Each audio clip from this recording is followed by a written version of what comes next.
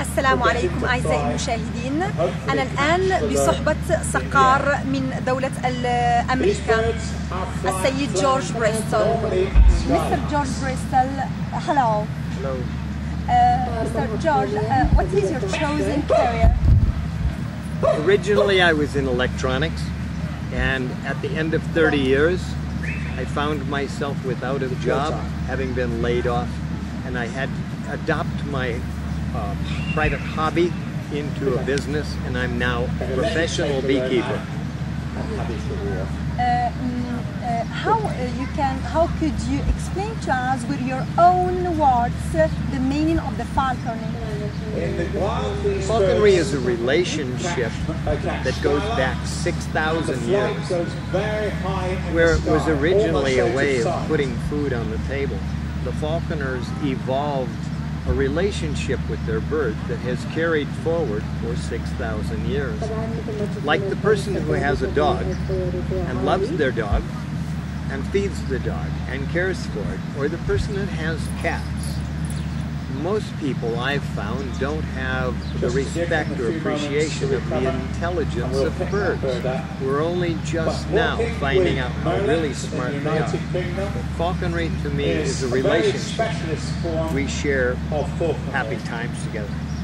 We hunt together because that's what they do to feed themselves. And I get to participate very close and personal with something that usually happens at a great distance. And how many kinds of raptors are used in falconry? In the United States, there are 5 kinds of raptors: eagles, falcons, owls, vultures, and hawks. Okay. In the eagles, despite the fact there's 5 of them, only one, the golden eagle, is used for falcon. With the falcons, there are 6 kinds of falcons, from very small to very large, and all 6 are used for falconry. In the owls, in North America, there are over 30 different owls, but only one is authorized for use in falconry, and that's the great horned owl. In hawks, there are many, many kinds of hawks in North America. Usually there are 6 of the hawks that are used, and none of the condors or vultures or scavenger birds are used at all for falconry. Okay. I want to ask you about how you train the hawks in your country, the way, how you train them. It's just like training a teenager. Food is the stimulation. You dangle food in front of them and they react to the food. If they're hungry, they want to eat it, they cooperate. So it's a reward system. If I want my teenager to do something, I restrict the food from him until he's hungry, and then he's listening, he's a good student. When I tell him to do something, if he does it right, he gets the reward. If he doesn't do it right, he's not listening closely. So you want to say that they're just like human beings? Exactly. Exactly. You really only train the birds to do 2 things. If they go someplace and catch it, when you walk up, you don't want them to fly away. So you train them to not be afraid of you. And it's okay to walk up while they have what they've just caught. The other trick, if you want to call it that, is that if they go after something and miss, you want to be able to call them and have them come to you just like a dog. So there's only 2 tricks. But in the training process, I don't know if they train the human or the human trains the bird, but you develop a relationship just like you would with another person. I'm talking about just about the fact that here in the Arab falconry, I say that they use something like the lure, and how they do like that to just to call the falcon. I want to know if you use the same thing in your country. Yes. You do just the same thing. Absolutely, both for falcons and for hawks and for eagles. But it doesn't start with the lure, it begins at the nest. Mother brings a mouthful of food to the baby and feeds the baby. Yes. When the baby can move, Mom will stop before she gets to the baby, and the baby comes for the food. Also in that process, the baby begins to realize what food looks like. So mother can bring a hare or a pheasant or a duck or a squirrel or a snake or whatever, and the baby begins, as it's growing, to realize what food looks like. That's very important. If human babies grew at the same speed as raptors, by the time they were 1 year old, they would be finished with college and have a job. Yes. Most mothers like that. Yeah. I think so. But raptors grow very, very fast. Yeah. From the time the egg hatches until the bird flies to hunt on his own is 42 days. 42 days. 42 days. Yeah. And A it's a general. little more than 1 month. 7 weeks. 7 weeks. So they learn in their brain very fast, and they're waiting for the body to catch up. Usually the falconer begins training with the baby by the time it's 10 days old. And the baby sees you as the parent. Or you could wait until, like here in Alain and in Arabia, they catch the birds after they're teenagers and they're flying through. But nowhere in falconry are the adults allowed to be removed from the wild, because we need those to keep producing birds in the wild. We only take the teenagers, or we take the babies from the nest. That's not bad for the birds. The birds have annually an 80% mortality naturally. So mothers lose 80% of their babies. That's like if you had 4 children, 3 of them would die through natural causes and only 1 would survive. And so when a falconer takes that bird from the nest, he guarantees that that bird is going to be fed and have a place to stay and not have to worry about predation. And so it doubles the success of the birds from that nest. And so falconry is good for the birds, not bad for them. Very interesting. And it's legal in your country to have a hawk? After special training, yes. I want to say after special training. You mean that the government has laws that regulate falconry and has a program where you begin falconry as an apprentice. There's a minimum of 2 years that you have to work with an advanced falconer, and they help you to successfully learn all about medical, all about housing, all about the equipment that goes on it, all about how to hold the bird. There's a right and a wrong way to hold a bird. It doesn't just sit there. You have to stand facing the wind. The birds like that, or they're uncomfortable and they'll try to leave. So there's a 2-year apprentice period, followed by 5 years of general falconer. It's the middle stage. And after those 7 years are completed, you become a master falconer. And during those 7 years, you try to work with as many different kinds of birds as you can find. Whether it's an eagle, a falcon, a hawk, or an owl, you try to fly with those and have them, possess them, and hunt with them, so you learn the different things about them. About them, yeah. In the United States of America, though there exist many schools or some schools to teach the falconry? No. The reason is simple. We don't want the schools to try and have control over the apprenticeship program. We want the falconers to control that. So schools are currently not allowed in the United States. There are no currently licensed approved schools because the government doesn't want the responsibility of trying to ensure the curriculum meets falconry standards. We want the falconers to guarantee their own future by teaching the people that they're going to be replaced by the right techniques. And it's the same thing that's happened since falconry began in China 6,000 years ago. It has been passed on. Now, falconry lost popularity around 500 AD when gunpowder was invented, and it became easier to go shoot a duck than to catch one with a bird. But in medieval Europe and in Arabia and in China, it became more of an art and a sport been a way of putting food on the table.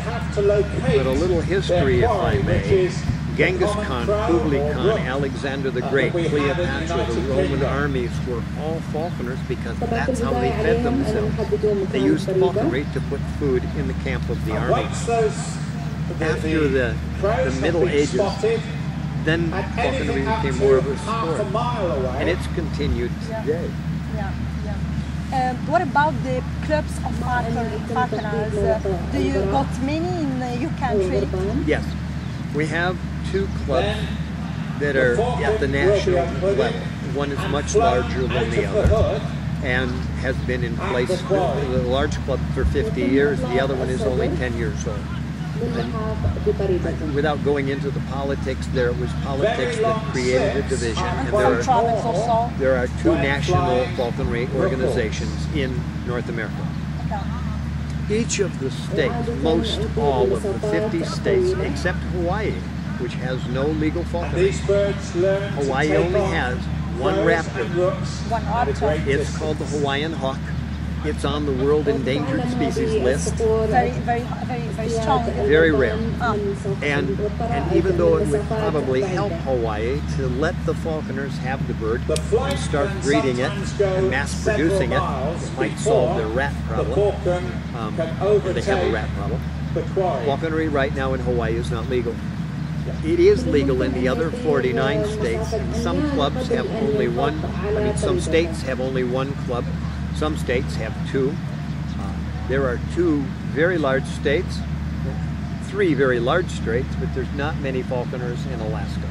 California has, per square mile of land, probably the most falconers.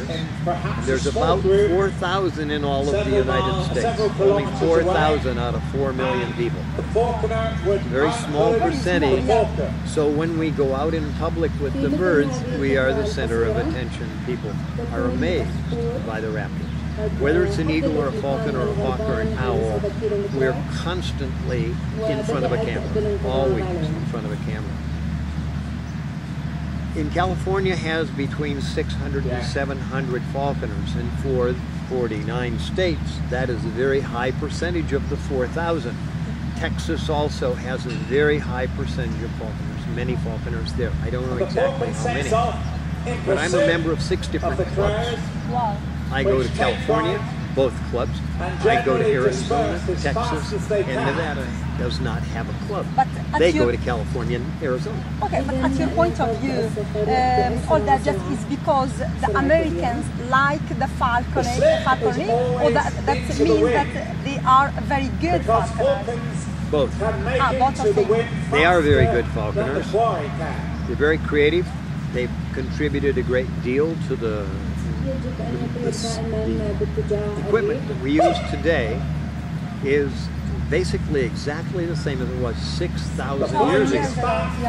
But we've improved upon it. Instead of using leather jesses, we use nylon. It's better. It's a modern material. It's much stronger. So use it. So the United States is innovative in that they get away from tradition. We're not afraid to move away from tradition, and we either improve this sport or simplify it in some way. I forgot my train of thought. I'm sorry. Apologize. You want to go back? Non c'è problema. No, non ci sono problemi. Fermo qui perché... Azione. Mr. George, I like so much your dress. I was looking to you many days before. I want you to explain to us what is that? What does it represent? I kind of like your dress too. I like my... Okay, so you can explain just what's that? What's all of that? I like very much. I had a thought about going away from the United States to someplace in another country where you don't have to listen to me to know where I'm from. What is more natural than going to a foreign country who's never seen an American before than to dress in the fashions that all the other countries know about? Cowboys and Indians. Well, I don't like cowboys. I did that too much when I was a little guy. Really?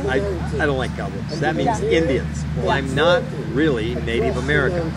But that doesn't mean I can't wear the clothes from a Native American. So when I leave the continental United States and I go to foreign countries, I take this with me for interviews and for being at a place with falconry because it goes together with falconry. This shirt is made of elk, which is a very large deer. And it's very, very expensive, and it's handmade by a Cheyenne warrior. Cheyenne is one of the Native American tribes. They're part of the Plains Indians. Also in the south of the United States, there are Indians whose main source of income is to mine a gold or a gem called turquoise. It's very famous. There's turquoise mines in Russia, in China, and in the United States. But the most sought after is the jewelry from the United States, Native Americans, and I've gone and put a lot of it on. This is turquoise, rings, bear claw. Wow, they're really beautiful. Wristwatch with a nice modern watch, and ancient. Now the Indians use these jewelries. This one's special right here. In special occasions, no, you mean? No, special jewelry because you notice it's not only blue, but it has red. Red. Ah, okay. This is all solid silver, so it's heavy. Heavy, yeah. But the red is coral and comes from the Pacific Ocean. So the Indians in the Pacific traded with the Indians in Arizona and New Mexico, and they made money. This is Indian money. They call it wampum. And you can trade this for a knife or a horse or a wife or whatever you want. If you got enough wampum, you can buy what you need. Okay. This is an animal that comes from the south of the United States, and when it's not looking like a purse, it's looking like what's called an armadillo. This is the head of the armadillo with the little ears. This particular animal got run over by a car. So the Native Americans in that area picked him up, cut him apart, and made him into a purse. And it's very nice. I don't have a name for him. You don't have it? Which is good. And it's decorated with the Native American beads. These are raccoon bone. Now, in German it's Waschbär. In English, raccoon. Small animal, long tail with stripes, and you know Davy Crockett wears a raccoon hat. So we go back to the movie. But you use this bag when you go to hunt?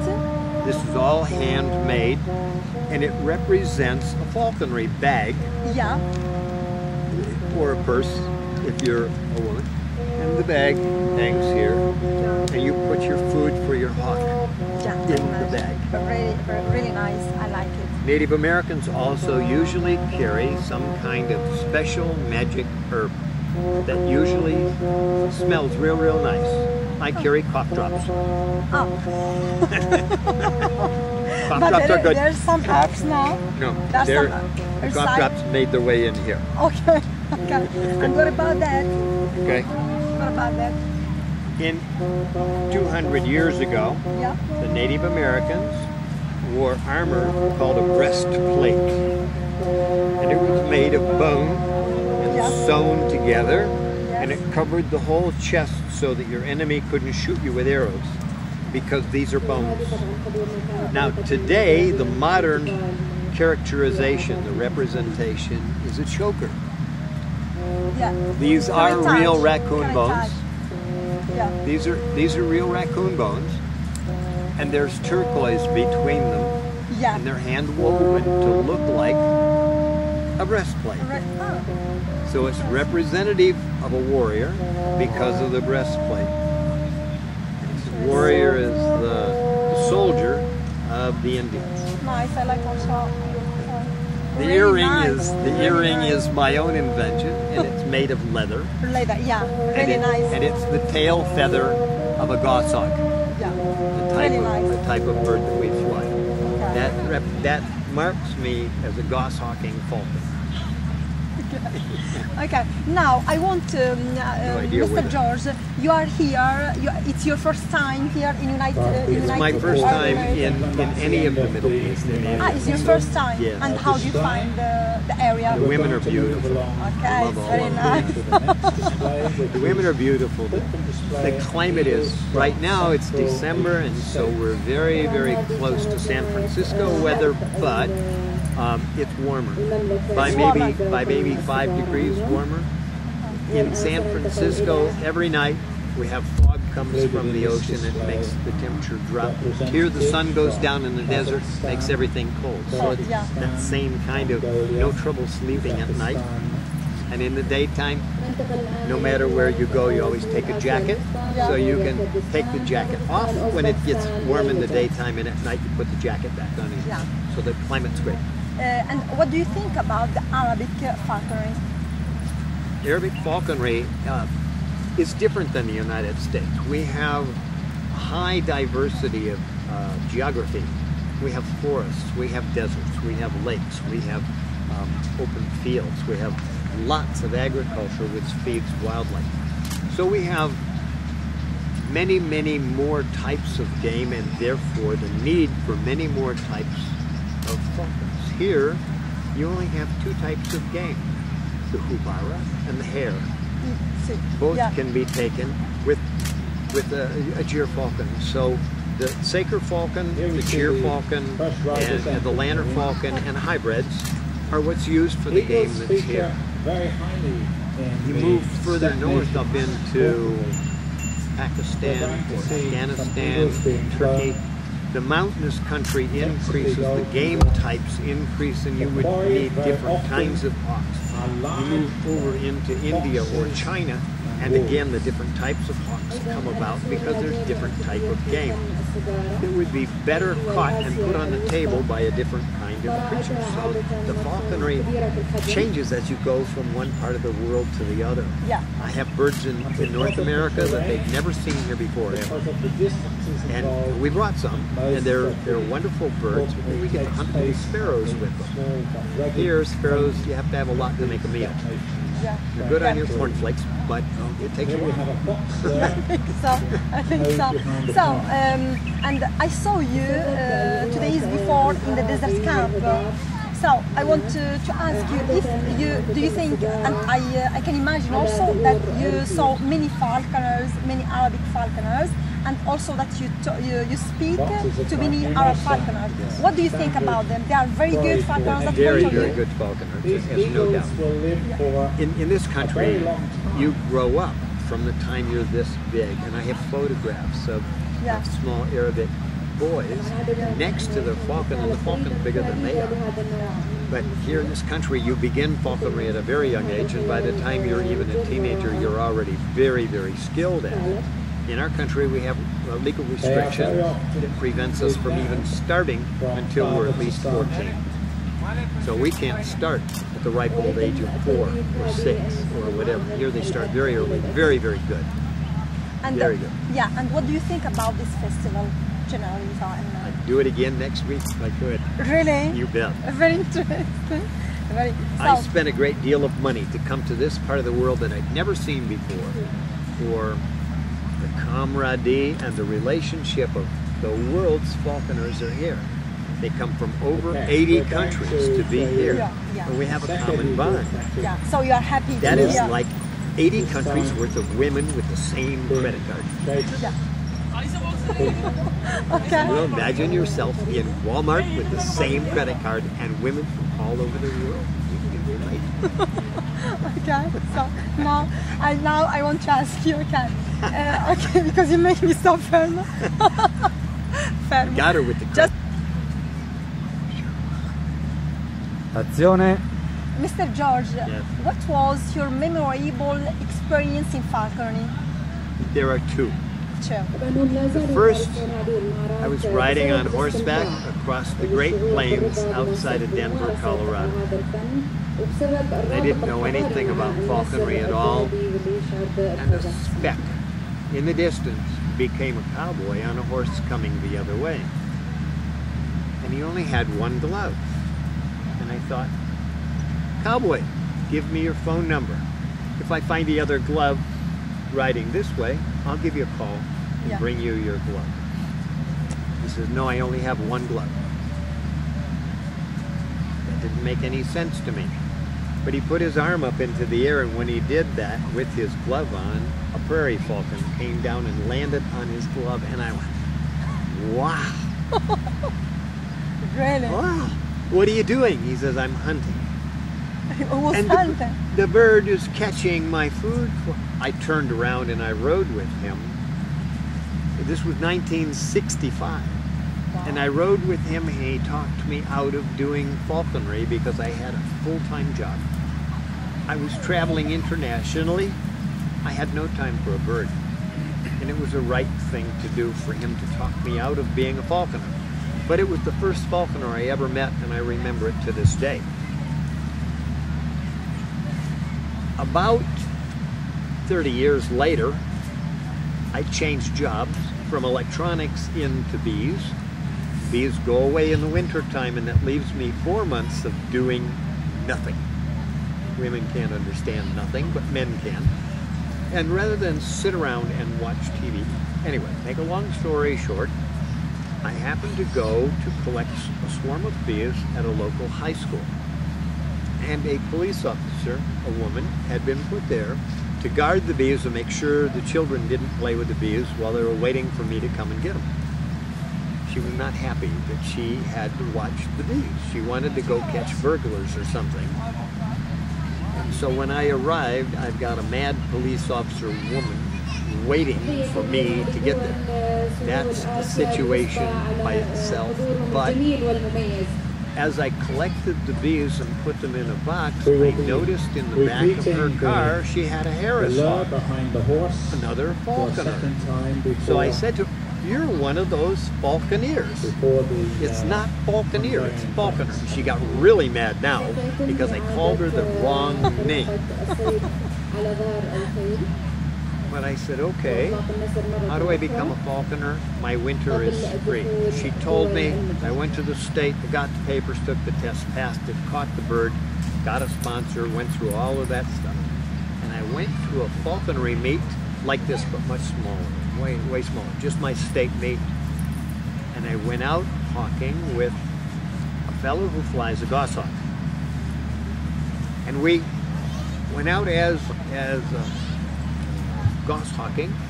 This bird is very, very fast and chases hares and rabbits very, very fast. And they're for a different kind of falconry than what you have here in Arabia. But this rabbit jumped up out of the grass in front of me and ran straight away. And of course, you're supposed to yell, oh, oh, oh, oh, oh. It lets the bird know there's a rabbit. And the bird came across in front of me and went that. And about the time the rabbit heard the bird coming, he went that way. No sliding, no kicking dirt. He just went that way. The bird couldn't turn that fast and go around. So the bird went like this, went completely upside down, turned in the air to the loop, and killed a rabbit. And I didn't know birds could fly upside down. So there I am in the middle of this field with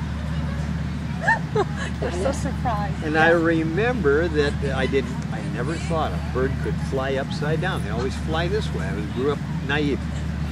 They can fly upside down. When they're going fast, they can fly circles this way.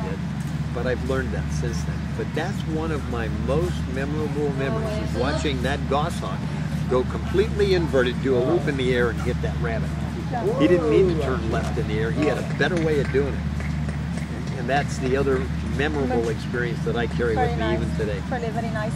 Just the last question is, for how long you are a falconer? I want just to know. I started in 1993, and this is 2011. So, and I've been a master falconer for, well, all but 7 years.